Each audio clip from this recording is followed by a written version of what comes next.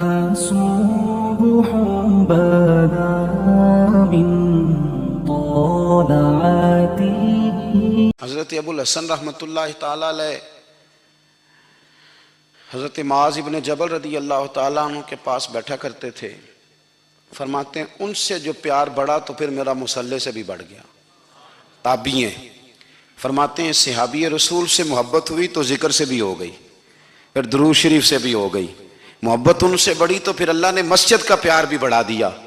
آپ فرماتے ہیں کہ میری ہر وقت طبیعت چاہتی تھی کہ بس اللہ اللہ کروں، بس اللہ اللہ کروں، بس نہ میں ذرا تھوڑی جان چھڑاؤں لوگوں سے، کوئی 10 منٹ ملے تو میں کچھ 4 نفل پڑھ لوں، میں تھوڑا سا نہ بچوں لوگوں سے، اور مجھے تسبیح ملے تو میں نہ کچھ 400-500 دفعہ استغفار پڑھوں، سبحان اللہ الحمدللہ اللہ اکبر لا حول ولا قوت الا باللہ، میں نہ تسبیحات پڑھوں۔ فرماتے ہیں کہ بچے تھے گھر میں 6-7، غربت تھی، کام ملتا کوئی نہیں تھا، اور میں کام چور نہیں تھا، کام ڈھونڈتا تھا، پر اللہ کی قدرت کے کام نہیں ملتا تھا۔ فرماتے ہیں کہ میں نے ایک دن اپنی اہلیہ سے کہا کہ آج میں پھر جاتا ہوں کام ڈھونڈنے، تو میری بیوی بڑی فرما بردار تھی، پر اس دن نہ غربت کے ہاتھوں تنگ آ کے کہنے لگی آج نانا کوئی تو چیز لے کے آیا، تو مجھ سے بچوں کی بھوک نہیں دیکھی جاتی، یہ سب روگاں دا روگ محمد جس دا نام غریبی، کنڈ بلا کے لنگ جاندے نہیں دوست یار قریبی، تو آج نہ کچھ لے کے آیا تو میں بچے لے کے میکے چلی جاؤں گی۔ شیخ فرماتے ہیں کہ میں بڑا پریشان گھر سے نکلا، پر میں نے صبح سے لے کے زور تک کام ڈھونڈا، کام ملا کوئی نہیں، تو میرے دل میں خیال آیا چلو کام نہیں ملتا تو اللہ اللہ تو کرے نا، چلو بندوں کی مزدوری نہیں ملتی تو رب کریم کی عبادت ہی کرتے ہیں۔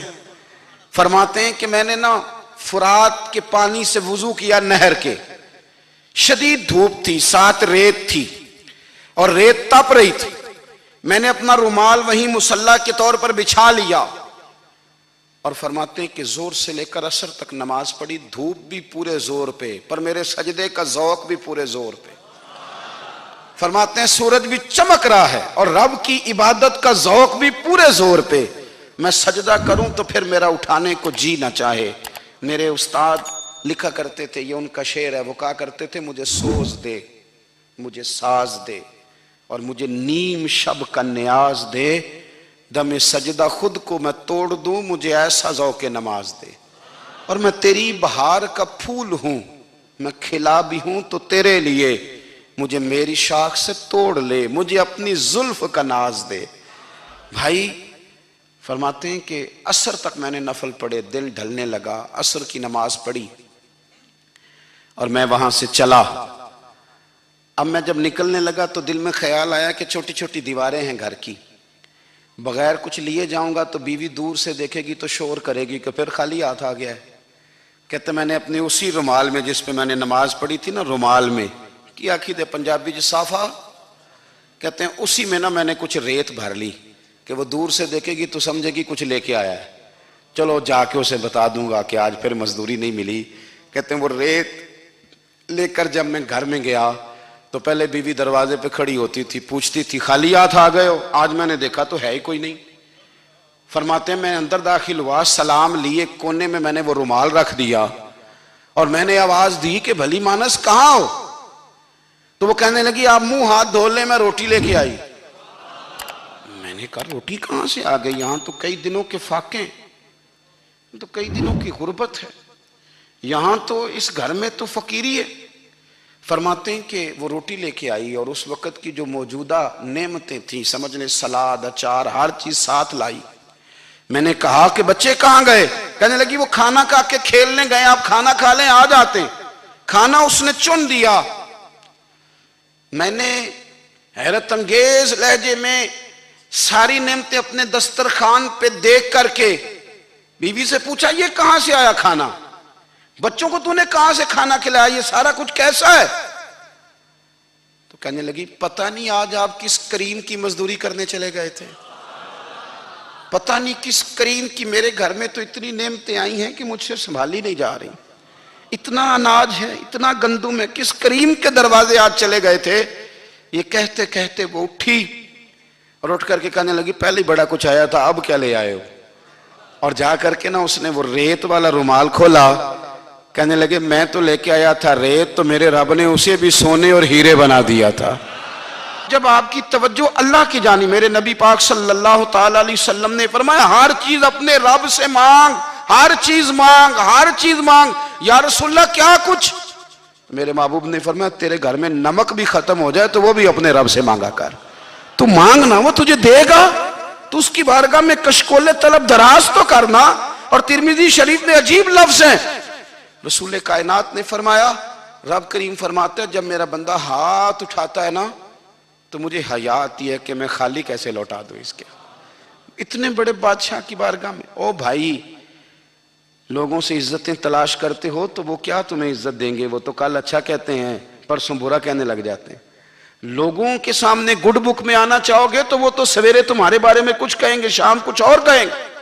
اپنی روحانی زندگی آباد کریں، اپنے مسلح کو وقت دیں، اور دنیا سے چھپ کر اس موبائل کو بند کر کے اور اپنے آپ سے بھی چھپ کے اور تنہا ہو کے چھپا کے سارا کچھ اپنے آنسو اپنے رب کی بارگاہ میں پیش کریں، اس کے حضور حاضری دیں۔ سنو نا ترمذی کی حدیث، اور اسے یاد رکھنا، نبی پاک علیہ السلام نے فرمایا اپنے دکھ لوگوں کے سامنے نہ بیان کرنا، سیٹھوں نوابوں کو نہ بتاتے پھرنا، دنیا داروں کے سامنے جا کے نہ رونا کہ میں تکلیف میں ہوں۔ فرمایا اگر دنیا داروں کو دکھ بتاؤ گے رب تمہیں کبھی غنی نہیں کرے گا، اور لوگ ہیں کہ الٹا مذاق اڑائیں گے۔ آپ کی جس سے بڑی پکی یاری ہے نا، پکی، وہ تب تک پکی ہے جب تک آپ نے 50,000 مانگا نہیں، اور جس وقت آپ نے کہہ دیا کہ میں مجبور ہوں میری مدد کر تو پھر ختم ہو گئی دوستی۔ لوگوں کی تعلقات آپ کے ساتھ تب تک ہیں جب تک آپ ان سے کوئی ضرورت وابستہ نہیں کرتے۔ کریم محبوب فرمانے لگے بندوں کے سامنے دکھ نہ بیان کرنا، اللہ تجھے کبھی غنی نہیں کرے گا، تو اپنے دکھ اپنے رب کو بتا، تو دعائیں مانگ، تو اس کی بارگاہ میں حاضر ہو، تو اس کے حضور عرض کر۔ فرمایا اپنے دکھ اپنے رب کو بتا، وہ جلدی کرے یا دیر سے کرے تجھے ساری دنیا سے بے نیاز کر دے گا، تجھے کسی کا محتاج نہیں رہنے دے گا۔ اپنے مسلح کو، اپنی دعاؤں، ایک بزرگ فرماتے ہیں میں نے دعا مانگنے کا طریقہ اپنی بیوی سے سیکھا، دعا مانگنے کا طریقہ اپنی، سیکھنے والے تو اپنے بچوں سے بھی سیکھ لیتے ہیں، سیکھنے والے تو ہر ایک سے سیکھتے ہیں۔ وہ کہتے ہیں میں نے دعا مانگنے کا سلیقہ اپنی بیوی سے سیکھا ہے۔ حضرت وہ کس طرح؟ فرمانے لگے میری بیوی نے نا مجھے کوئی کام بتایا، کچھ پیسوں کی ضرورت کے لیے کہا، تو میں نے اسے کہا کہ بھئی ابھی میرے پاس نہیں ہے، کچھ دنوں میں آتے ہیں تو میں دے دوں گا۔ عورتوں کی عادت ہوتی ہے وہ بار بار یاد کراتی ہیں، 2-4 دنوں کے بعد پھر اس نے کہا حضرت وہ میں نے کہا تھا کچھ پیسے، میں نے اسے کہا کہ ابھی میرے پاس نہیں ہے، کچھ دنوں میں ملتے ہیں تو میں تمہیں دے دوں گا۔ اس نے کچھ دنوں کے بعد پھر کہا حضور وہ میں نے کچھ پیسے کہے تھے۔ فرماتے میں نے ڈانٹ دیا، میں نے کہا کہ کیا تو روز مجھے شرمندہ کرتی ہے، کہا نا میرے پاس نہیں ہے، ہوں گے تو دے دوں گا، تو روز یاد کراتی ہے۔ فرماتے ہیں اس نے پہلے تو میری ڈانٹ کو سہا، پھر میرے سخت جملوں نے اس کی آنکھوں میں آنسو پیدا کر دیے، پھر اس نے اپنے آنچل میں اپنے اس دکھ کو سمیٹا، اور پھر اس نے ایک جملہ کہا تو میں رو پڑا، اور مجھے اپنے رب سے مانگنے کا طریقہ آ گیا۔ مجھے کہنے لگی حضرت جی آپ نے ڈانٹ دیا، میں نے سہ لیا، پر آپ ہی میرے شوہر ہیں، بتائیں نا آپ سے نہ کہوں تو میں کس سے جا کے کہوں۔ فرماتے ہیں میں رو پڑا، اور میں کھل کے رویا، اور میں تڑپ کے رویا، اور پھر میری سسکیاں بند گئیں۔ تو مجھے کہنے لگی آپ کو کیا ہوا؟ میں نے کہا مجھے بھی دعا مانگنی آ گئی ہے، جب میں اسے کہوں گا نا اللہ تو ہی میرا رب ہے، میں تجھ سے نہ کہوں تو میں کس سے جا کے کہوں؟ میں کیوں کسی بندے سے سوال کروں؟ میں کیوں کسی دنیا دار سے کہوں؟ میں تیرے بندوں کا، نیک بندوں کا وسیلہ لے کے، تیرے محبوب کی غلامی لے کے تیری بارگاہ میں آیا، تجھ سے نہ مانگوں تو کس سے مانگوں؟ سمجھ آ گئی ہے جب میں اس رنگ میں مانگوں گا تو پھر رب میرے اوپر بڑا ہی فضل فرمائے گا، وہ میرے اوپر بڑی رحمت کرے گا، وہ میرے لیے آسانیاں کرے۔ عزیز دوستو ہم اس طرح کرنے لگ گئے ہیں کہ ہم نے نا اپنے تعلقات پر اعتماد کرنا شروع کر دیا ہے۔ میرے تعلقات بہت ہیں، ہم نے اپنی دولت پر اعتماد کرنا شروع کر دیا ہے، میرے پاس دولت بہت ہے، ہم نے اپنے علم پر، اپنی شہرت پر اعتماد کرنا شروع کر دیا ہے کہ میرے پاس فلاں چیز بہت ہے۔ یاد رکھنا جب بے نیاز اپنی صفت بے نیازی دکھاتا ہے تو بڑی بڑی دولتوں والے مجبور نظر آتے ہیں۔ بھائیوں، جب انسان کا رشتہ اپنے مالک کے ساتھ ہوتا ہے پھر تو غم بھی کچھ نہیں کہتے، پریشانیاں بھی کچھ نہیں کہتی، پھر تو زندگی صبر والی، پھر تو زندگی توکل والی، پھر تو زندگی بھروسے والی، پھر انسان اپنے آپ کو رسوا نہیں کرتا، دنیا داروں سے امیدیں اس کی ختم ہو جاتی، امیدیں اللہ رسول سے لگا لیتا ہے، مضبوط ہو جاتا ہے، مضبوط، طاقتور ہو جاتا ہے، خوددار ہو جاتا ہے، باوقار باعزت ہو جاتا ہے۔ حضرت بہلول دانا رحمت اللہ علیہ بیٹھے تھے تو ہارون رشید حج کر کے آ رہا تھا، تو رستے میں حضرت شیخ سے ملاقات ہو گئی تو السلام علیکم کے بعد کہنے لگا حضور کوئی حکم ہو تو بتائیے گا۔ تو حضرت بہلول دانا فرمانے لگے تیرا رب کون ہے؟ اس نے کہا اللہ۔ تو فرمایا میرا کون ہے؟ کہا اللہ۔ فرمانے لگے تو بڑا ہی بیوقوف ہے، کیا تو یہ سمجھتا ہے کہ رب ہارون رشید کو تو دے گا اور بہلول دانا کو بھول جائے گا؟ تیرا بھی وہی رب ہے، میرا بھی وہی رب ہے، اس نے اگر تجھے دے کے آزمایا ہے تو ہو سکتا ہے مجھے نہ دے کے آزما رہا ہو، جب اس کی حکمت کے تقاضے ہوں گے تو عطا کرے گا اور دے گا، تو جا اپنا کام کر۔ بھائی اپنی روحانی زندگی، اپنی عبادات، اپنے وظائف، اپنے روزمرہ کے معاملات، اپنی دعائیں، اپنا استغفار، دیکھو کوئی مشکل کام تو نہیں، 2 رکوع ہیں سورہ واقعہ کے اگر رات کو پڑھ لی جائے تو۔ میں کس طرح یہ بات بیان کروں کہ تعویذ بانٹنا آسان ہے اور وظیفہ بتانا مشکل ہے؟ سارا دن تعویذ بانٹیں تو لوگ لینے کو تیار ہیں، اور اگر آپ وظیفہ بتائیں تو کہتے ہیں تو مشکل کام ہے۔ او خدا کے بندے، اگر آپ کا تعلق قرآن پاک کے ساتھ مضبوط ہو، قرآن پاک کے ساتھ اگر آپ کا رشتہ ہو، لوگ سفارشیں ڈھونڈتے ہیں نا دنیا میں، کوئی تعلق مل جائے تو میرا کام ہو جائے، دنیا میں اتنا مشکل معاملہ ہے، آخرت میں مجھے بتائیے گا کتنا مشکل معاملہ ہوگا۔ میرے نبی پاک صلی اللہ تعالی علیہ وسلم نے فرمایا جو لوگ سورہ ملک پڑھا کرتے تھے نا، سورہ ملک، یہ سورت ملک قیامت میں ان کی سفارش کرے گی، اور اس طرح کرے گی کہ کہے گی اے اللہ یہاں اس بندے کو جنت میں داخل کر دے یا مجھے قرآن پاک سے علیحدہ کر دے، تو رب فرمائے گا جا اس کا دامن تھام کے اسے جنت تک پہنچایا۔ آپ بات کو سمجھیں، جب آپ کے تعلقات اپنے معاملات کے ساتھ مضبوط ہوں گے، یہ نبی کریم نے وعدہ کیا ہے کہ تو سورت واقعہ پڑھ تیرے گھر میں فاقہ نہیں آئے گا۔ حضرت عبداللہ ابن مسعود رضی اللہ تعالیٰ عنہ بیمار تھے تو حضرت عثمان غنی رضی اللہ تعالیٰ عنہ تیمارداری کے لیے تشریف لے گئے اور جا کر کے کہا کہ آپ بڑے بیمار ہیں، آپ کی بیٹیاں زیادہ ہیں، میں چاہتا ہوں کہ خزانے میں سے کچھ مدد کروں۔ تو سیدنا عبداللہ ابن مسعود رضی اللہ تعالیٰ عنہ اٹھ کے بیٹھ گئے اور کہنے لگے امیر المومنین، اللہ آپ کو میری طرف سے، میری بیٹیوں کی طرف سے بہتر صلہ دے، میری بیٹیوں کو کسی خزانے کی ضرورت نہیں، میں نے انہیں خزانہ دے دیا ہے۔ کہا جناب آپ نے کون سا خزانہ دیا ہے، میں آپ کے مالی معاملات کو جانتا ہوں۔ تو فرمانے لگے امیر المومنین، میرے نبی کریم نے فرمایا ہے جو سورت واقعہ پڑھے اسے کبھی فاقہ نہیں آتا، میں نے بیٹیوں کو یاد کرا دی ہے، یہ خزانہ میں نے انہیں دے دیا ہے۔ وہ سارے والدین سنیں جو بیٹیوں کے لیے پریشان رہتے ہیں۔ حضرت عبداللہ ابن مسعود نصیحت کر رہے ہیں، فرمانے لگے میں نے سورت واقعہ یاد بھی کرا دی ہے، پڑھنے کی عادت بھی ڈال دی ہے، حضور نے فرمایا ہے جو سورت واقعہ پڑھے اسے فاقہ نہیں آتا۔ کہنے لگے چاند تو اپنی جگہ چھوڑ سکتا ہے، سورج گر سکتا ہے، تارے ٹوٹ سکتے ہیں، پر مدینے والے رسول کی بات غلط نہیں ہو سکتی۔ حضور نے فرمایا فاقہ نہیں آئے گا تو انشاءاللہ کبھی بھی نہیں آئے گا۔ کرنے کا کام یہ ہے کہ ہم اپنے معاملات، اپنی عبادات، اپنی دعائیں، کبھی 10 منٹ عادت ہو جائے نا دعا مانگنے کی علیحدہ سے رات کو، حضور نے فرمایا جو فرض نماز کے بعد دعا مانگے اللہ اس کی قبول کر لیتا ہے۔ نبی پاک صلی اللہ تعالی علیہ وسلم نے فرمایا اللہ مسافر کی دعا قبول فرماتا ہے۔ حضور نے فرمایا اللہ مظلوم کی دعا قبول فرماتا ہے۔ حضور نے فرمایا بیمار سے دعا کراؤ اللہ اس کی دعا قبول فرماتا ہے۔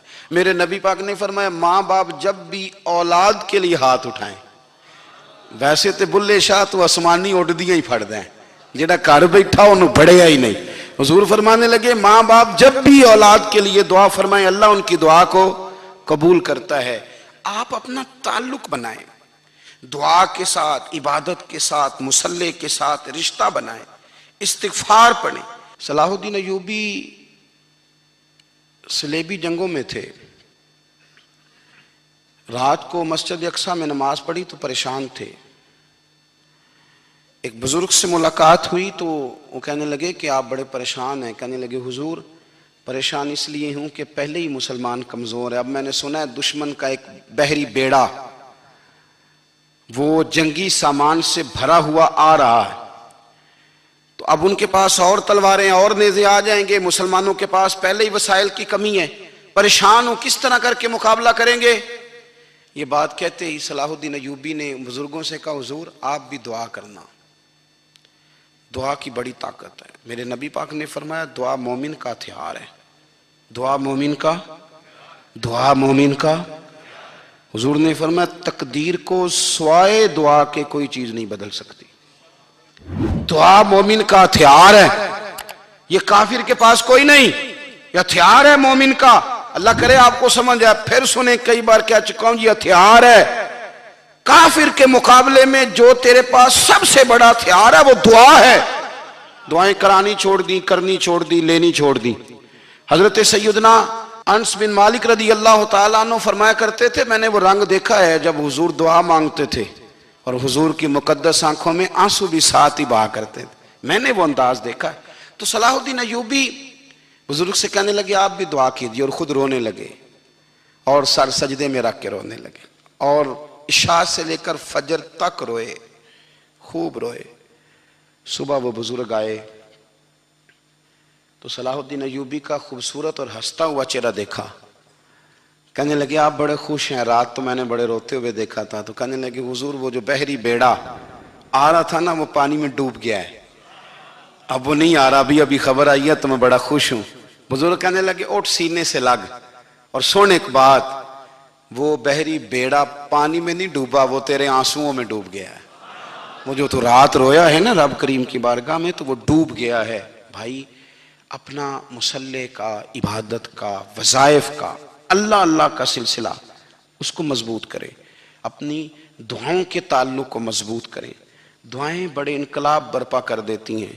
ہم تھوڑے تھوڑے نا جب سے خشک ہوئے ہیں نا, خشک, اور میری تو جماعت ہی صوفیاء کی جماعت تھی.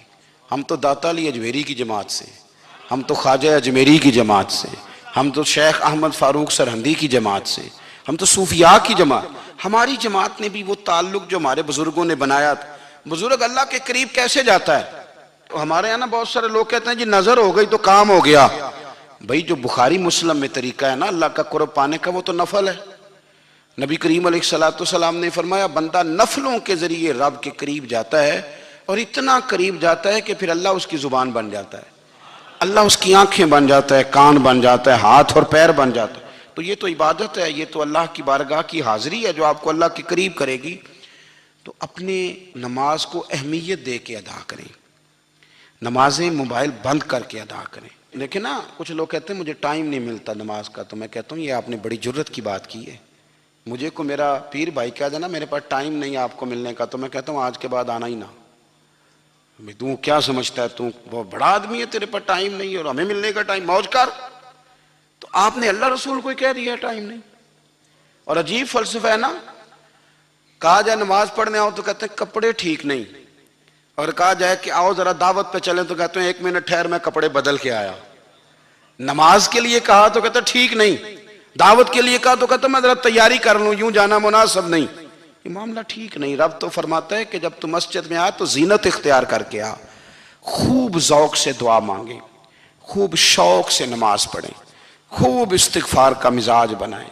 آپ لوگوں کے بیچ رہ کے سوکھ حاصل کرنا چاہتے ہیں, لیکن آپ کو پتہ ہے کئی مہینے غار حرا میں رہنا بھی مدینے والے محبوب کا طریقہ ہے. ہر سال اعتکاف بیٹھنا الگ سے, یہ بھی حضور کا طریقہ ہے. مسجد نبوی کے اندر دروازہ کھلتا تھا نبی کریم کا, پر گھر کے اندر نفل پڑے نبی پاک. اور حضور فرماتے ہیں کچھ نفل نماز گھر میں بھی پڑھا کرو, گھر کو قبرستان نہ بناؤ. ہمارا گھر اللہ کے ذکر سے آباد ہوگا.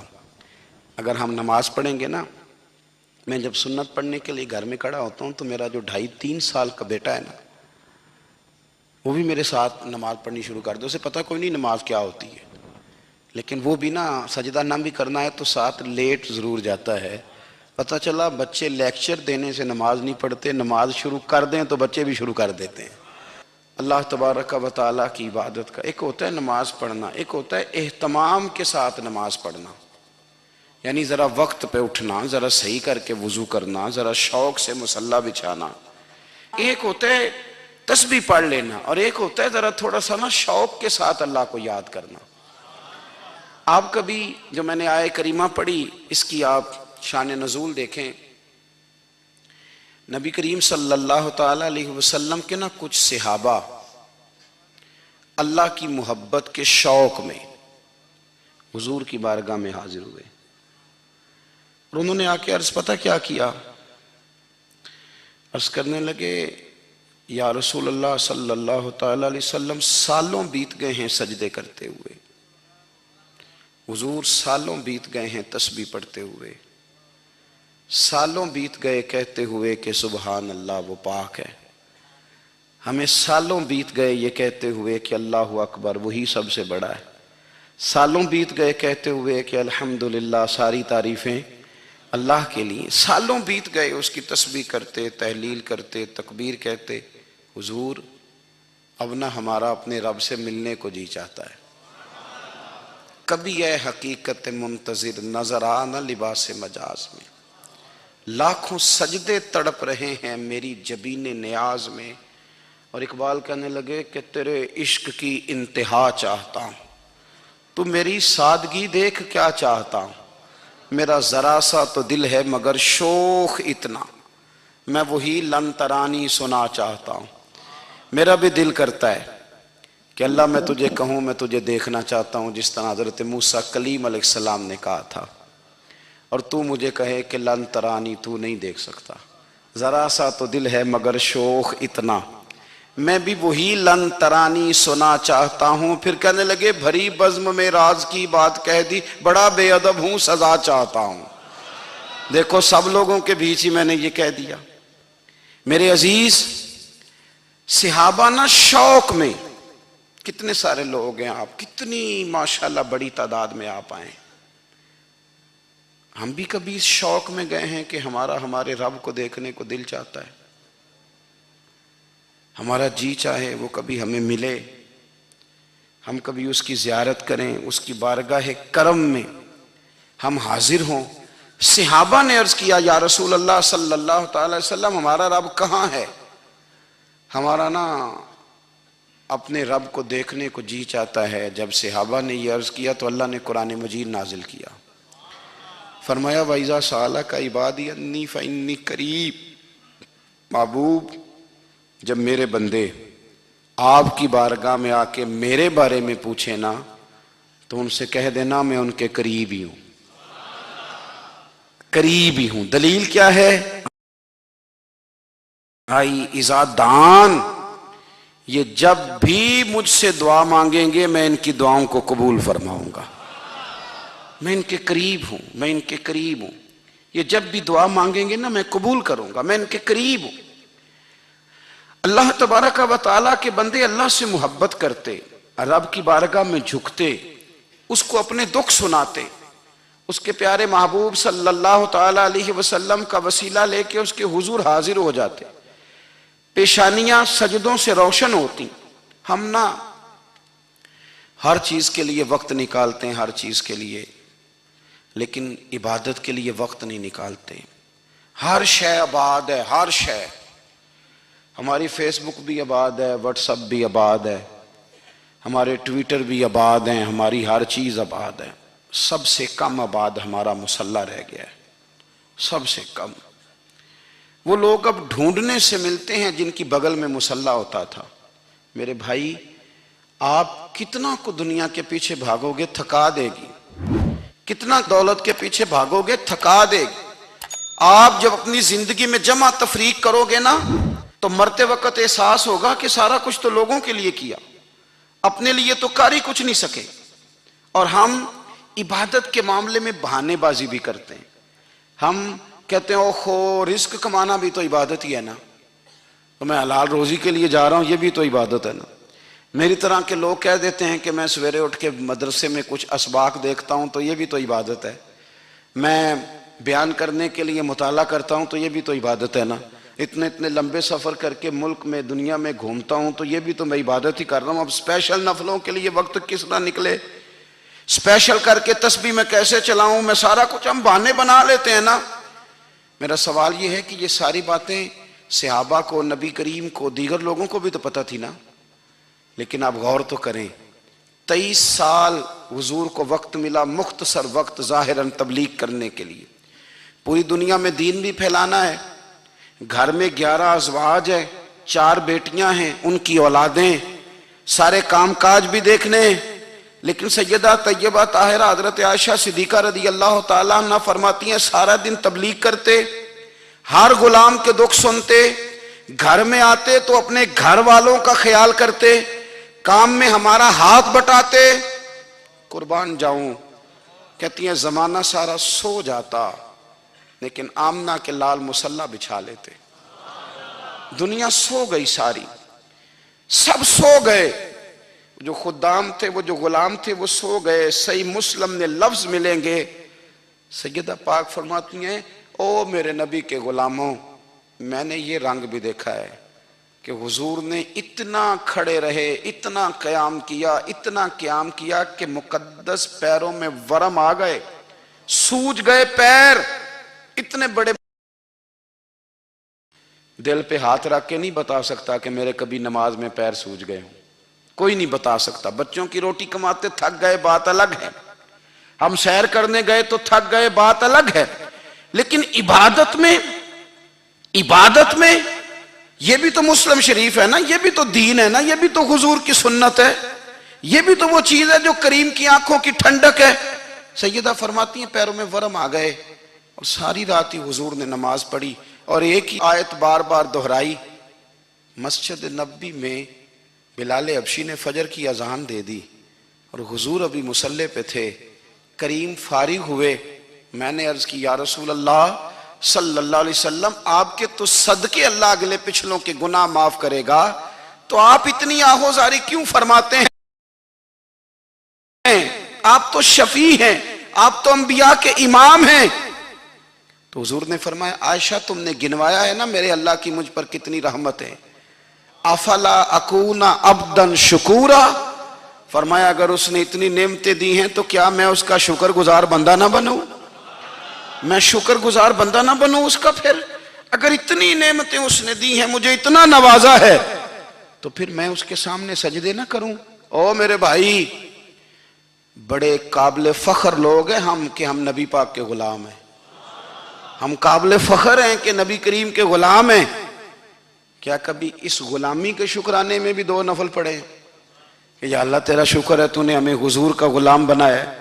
یاد رکھیں کہ اپنی روحانی زندگی کو آباد کریں, استغفار پڑھیں, تسبیحات کریں. حضرت عبداللہ ابن عمر رضی اللہ تعالیٰ عنہ حضرت عمر کے صاحبزادے, مکہ مکرمہ میں ان کی قبر ہے. میں نے جب انہیں پڑھا تو مجھے ان سے بڑا پیار ہو گیا.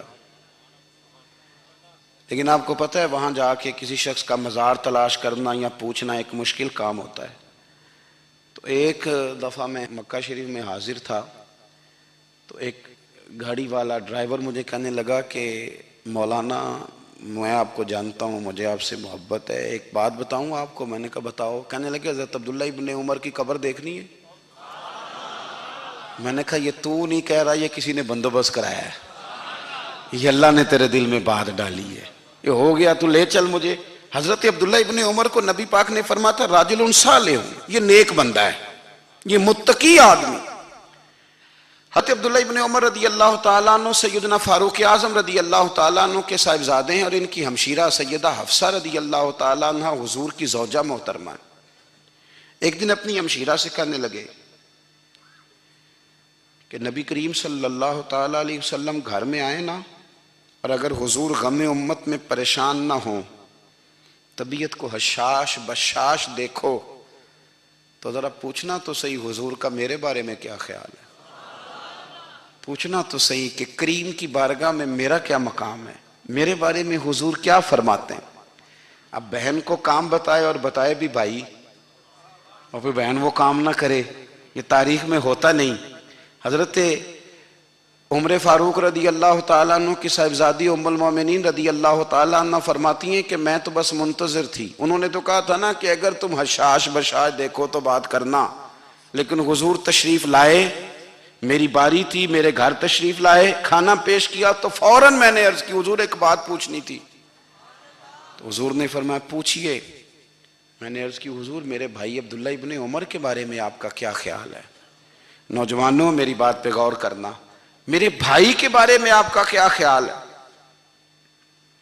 تو نبی کریم صلی اللہ تعالیٰ علیہ وآلہ وسلم نے میری طرف دیکھا اور پھر حضور زیر لب تھوڑا مسکرائے. اور بریلی کے امام کہتے ہیں کہ حضور مسکرا دیتے تھے نا تو جو بڑا دکھی ہوتا تھا وہ بھی ہنس پڑتا تھا. اب سوال پیدا ہوتا تھا کہ پھر تو اس مسکراہٹ کے لیے انتظار کرنا پڑتا ہوگا کئی مہینے کہ حضور مسکرائیں تو رونے والے ہنسیں. تو اعلیٰ حضرت فرماتے ہیں نہیں، انتظار نہیں کرنا پڑتا، یہ مسکراتے رہنا تو حضور کی عادت ہے. جس کی تسکین سے روتے ہوئے ہنس پڑے اس تبسم کی عادت پہ لاکھوں سلام. یعنی یہ تو عادت ہے حضور کی مسکراتے رہنا، اس کے لیے انتظار نہیں کرنا پڑتا. بھائیو آپ خیال رکھیں گے، غور کریں گے. حضرت عبداللہ ابن عمر رضی اللہ تعالیٰ عنہ کے بارے میں پوچھا تو سیدہ فرماتی ہیں کہ نبی کریم صلی اللہ تعالیٰ علیہ وسلم نہ زیر لب مسکرائے اور فرمایا حفصہ تیرا بھائی ہے تو اچھا، لیکن میں نے سنا ہے کہ عشاء کی نماز پڑھتا ہے تو فجر تک سویا ہی رہتا ہے. او نوجوانوں، 10 بجے تک سونے کی بات نہیں ہوئی، 9 بجے تک سونے کی بات نہیں ہوئی، 11 بجے اٹھنے کی بات نہیں. حضور فرمانے لگے میں نے سنا ہے کہ عشاء کی نماز پڑھ کے سو جاتا ہے اور فجر تک سویا ہی رہتا ہے. اسے چاہیے کہ تہجد کے وقت اٹھا کرے، اللہ کی بارگاہ میں حاضر ہوا کرے، آہوزاری کرے، سجدے کرے، عبادت کرے. اٹھتا ہے اور فجر میں جا کے اٹھتا ہے. حضرت جناب حفصہ رضی اللہ تعالیٰ عنہ کہتی ہے میں نے جناب عبداللہ ابن عمر کو پیغام دیا اور میں نے کہا میرے جوان بھائی سن. نبی پاک نے فرمایا ہے تو اچھا پر تہجد میں نہیں اٹھتا، نفل نہیں پڑھتا. او میری ملت کے جوانوں، مزہ نہیں آ جاتا جب ساری دنیا سوئی ہو، ساری دنیا، اور بستر بھی گرم ہو اور نیند بھی پورا غلبہ کر رہی ہو اور اچانک گھنٹی بجے دماغ میں، آنکھ کھلے، گھڑی پہ نظر پڑے، 3:30 4 بجے کا پیغام گھڑی بتائے اور کوئی چڑھتی جوانی والا اٹھ کے وضو کرے اور جب وہ مصلی کھول کے بچھائے تو مدینے والے محبوب کہتے ہیں کہ ہر نماز پہ رب ثواب دیتا ہے اور جو اٹھ کے تہجد کی نماز پڑھے اسے دیکھ کے تو رب مسکراتا ہے. جو اس کی شان کے لائق ہے، جو اس کی شان کے لائق، وہ مسکراتا ہے، خوش ہوتا ہے کہ میرا بندہ تہجد میں اٹھ گیا، وہ مسکراتا ہے. کاش ہماری صبحیں کبھی اپنے مالک کے نام ہو جائیں. رسول کریم صلی اللہ تعالیٰ علیہ وسلم نے نا ہمیں سبق دیا، حضور نے ہمیں درس دیا، نبی پاک نے ہمیں پیغام دیا. فرمایا یہ ٹیڑھی ہے، سیدھی کرنے کی کوشش کرو گے تو بیچاری ٹوٹ جائے گی، تو اس کے ساتھ نبھا کر جاؤ. آپ میری بات کو سمجھیے گا. چلیں میں اس پر ایک اور بخاری مسلم کی حدیث پڑھتا ہوں. حضرت سلمان فارسی رضی اللہ تعالیٰ عنہ اور حضرت ابو دردہ کے درمیان بھائی چارہ تھا. مکے سے مدینے جب لوگ آئے تو حضور نے بھائی بھائی بنایا تھا. ان کے درمیان بھائی چارہ تھا تو ابھی پردے کی آیات نازل نہیں ہوئی تھیں تو لوگ ایک دوسرے کی طرف جاتے تھے. حضرت سلمان فارسی رضی اللہ تعالیٰ عنہ حضرت ابو دردہ رضی اللہ تعالیٰ عنہ کے گھر میں تشریف لے گئے تو دیکھا کہ ان کی بیوی بڑی غمگین بیٹھی ہیں. تو ہم نے فرمایا بہن کیا ہوا؟ تو کہنے لگی تمہارے بھائی کو دلچسپی کوئی نہیں رہی، ہر روز روزہ رکھ لیتا ہے اور ساری رات نفل پڑھتا ہے. حضرت سلمان فارسی کہنے لگے ٹھیک ہے کر لیتے ہیں بندوبست. نماز دین ہے کہ نہیں؟ دین ہے نا یہ چیزیں. لیکن حضرت سلمان فارسی جناب ابو دردہ سے کہنے لگے آج میں نے تیرے گھر میں رہنا رات کو، کیونکہ وہ تو ساری رات نماز پڑھتے تھے، نفل پڑھتے تھے. انہوں نے کہا ٹھیک ہے. ایک بستر لا کے بچھا دیا حضرت سلمان فارسی کے لیے. سلمان فارسی فرمانے لگے دوسرا بھی لا. کہا وہ کیا کرنا ہے؟ فرمانے لگے تو نے بھی سونا ہے، میں نے بھی سونا ہے، تو نے بھی سونا ہے. عشاء پڑھیں گے اور پھر دونوں سوئیں گے. کہا میں نے تو نماز پڑھنی ہے. فرمایا تہجد کے وقت اٹھ کے پڑھیں گے، اللہ کے رسول بھی رات آخری حصے میں جا کے نماز پڑھتے ہیں. ادھر ساتھ سلا لیا. وہ تھوڑی کو دیر سوئے، اب عادت تھی ساری رات اٹھنے کی، ذرا اٹھنے لگے بستر سے تو حضرت سلمان فارسی فرمایا چپ کر کے سو جا، وہ بڑی رات پڑی ہوئی، چپ کر کے سو جا. وہ لیٹ گئے، پھر اٹھنے لگے تو فرمایا سو جا چپ کر کے، بڑا ٹائم ہے. سحری کے وقت اٹھے، نفل پڑھے. ان کا ارادہ تھا روزہ رکھنے کا، تو فرمانے لگے کل رکھا تھا نا نفلی روزہ، جی رکھا تھا، پرسوں بھی رکھا تھا، ترسوں بھی رکھا تھا، فرمایا آج نہیں رکھنا، آج میں تیرا مہمان ہوں، سارا دن کٹھے مل کے روٹیاں کھائیں گے، آج نہیں روزہ رکھنا، سلا دیا۔ اب حضرت ابو دردہ رضی اللہ تعالیٰ عنہ کہہ تو کچھ نہ سکے، پر کہنے لگے سلمان تم پتہ تم کیا کر رہے ہو، نہ تم نے مجھے رات اٹھ کے زیادہ نفل پڑھنے دیے، سویرے روزہ نہیں رکھنے دیا۔ تو حضرت سلمان فارسی کہنے لگے کوئی لمبی بات تو نہیں نا، چلتے ہیں نا ابھی فجر میں مسجد نبی میں، تو نبی پاک کو بتاتے ہیں سرکار دو عالم علیہ السلام کی خدمت میں، تو اپنی بات کرنا میں اپنی کروں گا، حضور نتیجے کا اعلان فرما دیں گے، بات طے ہو جائے گی۔ حاضر خدمت ہوئے، عرض کی یا رسول اللہ صلی اللہ تعالیٰ علیہ وسلم یہ ساری رات نفل پڑھتے ہیں، ہر روز روزہ رکھتے ہیں، ان کی اہلیہ غمگین بیٹھی ہیں، حکم فرمائیں۔ تو نبی پاک صلی اللہ علیہ وسلم نے فرمایا پھر ہوا کیا؟ یا رسول اللہ میں نے رات سلایا ہے، سحری میں اٹھایا ہے، سویرے روزہ نہیں رکھنے دیا۔ نبی پاک نے فرمایا سلمان فارسی نے ٹھیک کیا ہے، سلمان فارسی نے ٹھیک کیا۔ پھر حضور نے فرمایا، نبی کریم نے فرمایا ابو دردہ تیرے اوپر اگر اللہ کا حق ہے، اس کے رسول کا حق ہے، دین کا حق ہے، تو فرمایا تیری آنکھ کا بھی تیرے اوپر حق ہے، تیرے وجود کا بھی تیرے اوپر حق ہے، یہ حضور نے فرمایا، تیرے بچوں کا بھی تیرے اوپر حق ہے، تیری بیوی کا بھی تیرے اوپر حق، اس حق کو بھی سمجھے۔ حقوق اللہ بھی ہیں، پر تیری آنکھ کا بھی تیرے اوپر، کیا مانا کہ تیری آنکھ سونا چاہتی ہے تو اسے سلا بھی، تیرے وجود کا بھی تیرے اوپر حق ہے، تو تیرا وجود آرام کرنا چاہتا ہے تو اسے آرام بھی کرا۔ اور پھر وہاں نبی پاک صلی اللہ علیہ وسلم نے فرمایا میں تم سب، سننا یہ لفظ حدیث کے، حضور نے اسی موقع پر فرمایا میں تم سب سے زیادہ اپنے رب کو جانتا ہوں اور میں تم سب سے بڑھ کر اپنے رب سے ڈرتا ہوں۔ حضور فرمانے لگے میں روزہ بھی رکھتا ہوں، افطار بھی کرتا ہوں، یعنی کبھی رکھتا ہوں اور کبھی نہیں رکھتا۔ فرمایا میں نفل بھی پڑھتا ہوں اور اپنی بیویوں کو وقت بھی دیتا ہوں۔ سرکار مسجد میں بھی آتے تھے، نواسوں کے ساتھ کھیلا بھی کرتے تھے، ان کے ساتھ پیار بھی کرتے تھے۔ تو اتنے بڑے حقوق حضور نے بیان فرمائے عورتوں کے کہ تمہاری بیوی کا بھی تمہارے اوپر۔ لو ایک حدیث بخاری کی اور یہاں بیان کر دیتا ہوں۔ ایک شخص نے آ کے عرض کی یا رسول اللہ صلی اللہ تعالیٰ علیہ وسلم جہاد کے لیے تیاری ہو گئی ہے، صفیں بن رہی ہیں، مجاہدین کی تیاری ہے، تو میرا بھی نام لکھ دیا گیا ہے مجاہدوں کی لسٹ میں، لیکن یا رسول اللہ صلی اللہ تعالیٰ علیہ وسلم میری بیوی نے حج کی تیاری کر لی ہے اور میرے دوستوں نے، صحابہ نے میرا نام مجاہدین کی لسٹ میں لکھ دیا ہے، تو میرے لیے کیا حکم ہے؟ یہ بخاری مسلم ہے۔ تو نبی پاک صلی اللہ تعالیٰ علیہ وسلم نے فرمایا جہاد پہ کوئی اور چلا جائے گا تو بیوی کے ساتھ حج کرنے جا، اسے محرم کی ضرورت ہے، وہ تیرے بغیر کیسے جائے گی؟ مجاہدین کو تو اور مجاہد مل جائے گا، پر تو اپنی بیوی کے ساتھ جانا۔ نبی پاک صلی اللہ علیہ وسلم نے مرد کو محافظ بنایا ہے، عورت کو مرد کا قیدی نہیں بنایا، بلکہ عورت کو حفاظت عطا کی اور مرد کو اس کا محافظ بنایا۔ اب بچیاں آزاد ہونا چاہتی ہیں، اور آزادی بھی وہ والی کہ جو بنیادی طور پر آزادی نہیں، فحاشی ہے۔ میں نے بہت پہلے کہا ہے کہ اسلام بیٹیوں کو قیمتی سمجھتا ہے، جس بندے کے پاس 20 تولے سونا ہو وہ چوک میں لے کے نہیں آتا، وہ قیمتی چیز ہے، اس نے چھپا کے رکھی ہوتی ہے۔ تو جو نبی پاک صلی اللہ علیہ وسلم کا کلمہ پڑھنے والے بیویاں، اسلام انہیں قیمتی سمجھتا ہے، کہتا ہے کہ تم قیمتی ہو لہذا گھر کے اندر رہو، تم باہر نہ ہو۔ لیکن عورتیں ہیں کہ ان کو بلا وجہ لوگ خراب کر دیتے ہیں اور بلا وجہ وہ اس مغالطے کا شکار ہو جاتی ہیں۔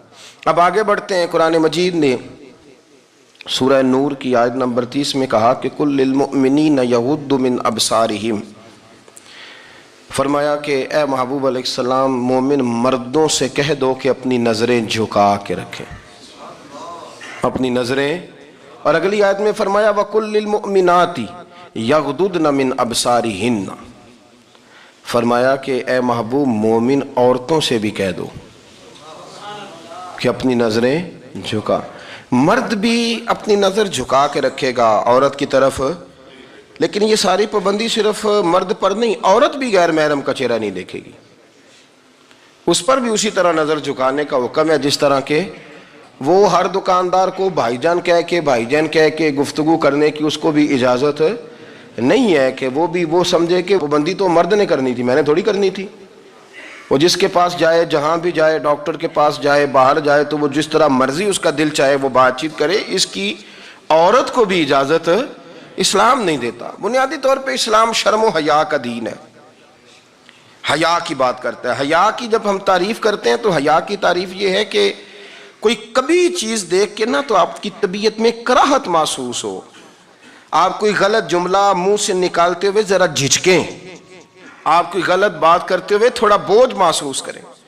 ہمارے ہاں تیزی سے فروغ پایا ہے بے حیائی نے. سنگیوں کی محفلیں, یاروں کی محفلیں, اس میں غلیظ گفتگو ہوتی ہے. اللہ ماشاء. ان دوستوں کو بڑی پاک صاف گفتگو کرنی چاہیے. دوستی